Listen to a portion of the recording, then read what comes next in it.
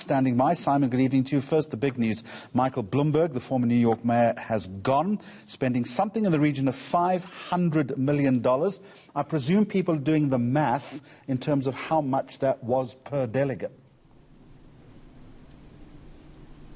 Look, I mean, it's utterly humiliating for Michael Bloomberg, Jeremy. $500 million on a presidential campaign, and the only thing he has to show for it are a handful of delegates from American Samoa, the only territory where he actually eked out a victory. Listen, for $500 million, you could buy American Samoa, let alone the scores of millions of dollars that he spent on advertising in states all across the nation since he entered this race 3.5 months ago. It's a terrible humiliation for Michael Bloomberg. His campaign was hobbled by a catastrophic performance in the only television debate that he participated in. He was eviscerated in that debate by Senator Elizabeth Warren of Massachusetts. But honestly, from the day that he got into the campaign, there was never any sense that Democrats across the country were salivating about the possibility of a Michael Bloomberg presidency. Indeed, I was talking to one political analyst here in Washington just a couple of hours ago who pointed out that the only parts of the country where he performed well, apart from the territory of American Samoa, were those very specific towns and cities that are home to large airports where private jets fly in, places like Aspen in Colorado, the high-rolling ski resort, and other places like that. Those were the only Democrats to whom Michael Bloomberg was appealing, and so he's bowed to the inevitable today, bloodied,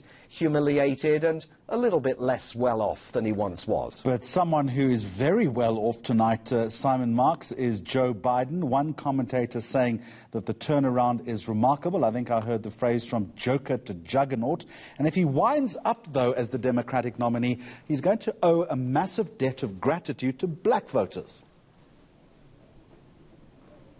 Yes, he is, without question. The comeback grandpa of this particular political process. Look, he's back from the political dead. Until last Saturday, when he won that big victory in South Carolina, he was being widely written off. I mean, it seemed impossible that there was a path to success for him. But that South Carolina victory on Saturday was the beginning of a turnaround.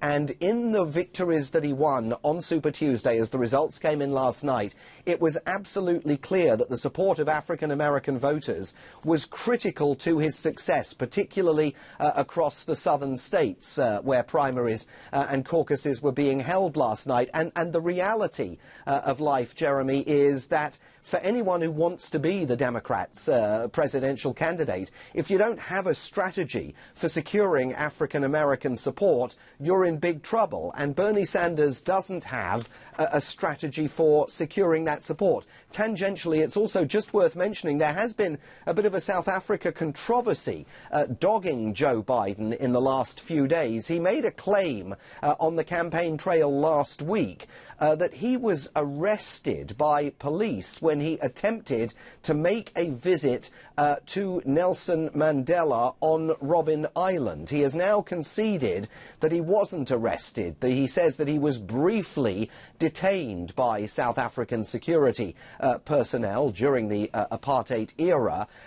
He's been rounded on by many of his critics, mostly Republicans, for making that claim. It doesn't appear to have cost him any votes with African-American voters last night here, though. So just quickly, is it now a two-horse race between Biden and Sanders? Elizabeth Warren, for instance, I read she has enough money to take her through the month of March, but kind of academic at this point.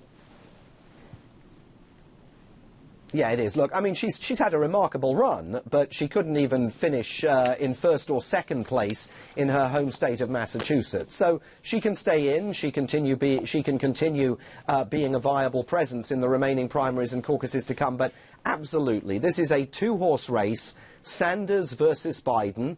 Joe Biden has got what his supporters are referring to as Joe-mentum, that most precious American political commodity, momentum on the campaign trail. But for Bernie Sanders, this isn't over yet, because he can take this all the way, and the more states that he's able to win, the more convention delegates that he's able to rack up, even if he doesn't win the party's presidential nomination, he is going to have a big voice at the Democratic Convention later this year and a big influence on the party's manifesto. That's going to be a problem for Joe Biden. It's tomorrow's problem for Joe Biden. Today, it's Joe Biden's back from the dead celebration. All right, Simon Marks in Washington, thank you very much.